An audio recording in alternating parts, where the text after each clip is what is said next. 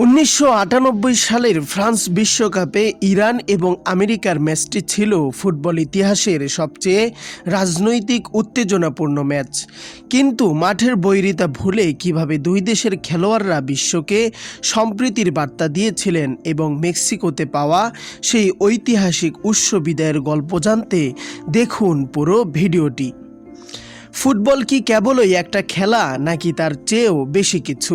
১৯৯৮ সালের ফ্রান্স বিশ্বকাপের ঠিক আগে যখন ইরান ফুটবল দল উত্তর আমেরিকার মেক্সিকোতে প্রস্তুতি নিচ্ছিল, তখন বিশ্ব মিডিয়ার নজর ছিল তাদের উপর।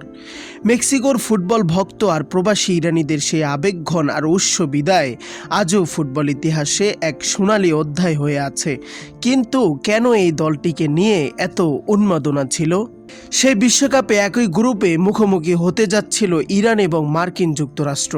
১৯৭৯ সালের ইরানি বিপ্লবের পর থেকে যে দুটি দেশের কূটনৈতিক সম্পর্ক ছিল চরম বৈরী, তাদের লড়াই দেখার জন্য মুখিয়ে ছিল পুরো বিশ্ব। অনেকেই ভেবেছিলেন মাঠের লড়াই হয়তো যুদ্ধের রূপ নেবে, কিন্তু ইতিহাস দেখল সম্পূর্ণ উল্টো এক দৃশ্য।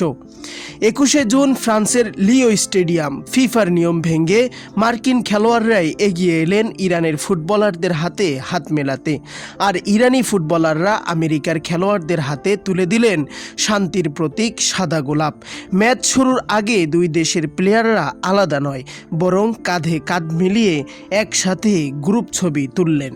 টানটান উত্তেজনার সেই ম্যাচে ইরান ২-১ গোলে আমেরিকাকে হারিয়ে বিশ্বকাপের ইতিহাসে তাদের প্রথম জয় তুলে নেয়।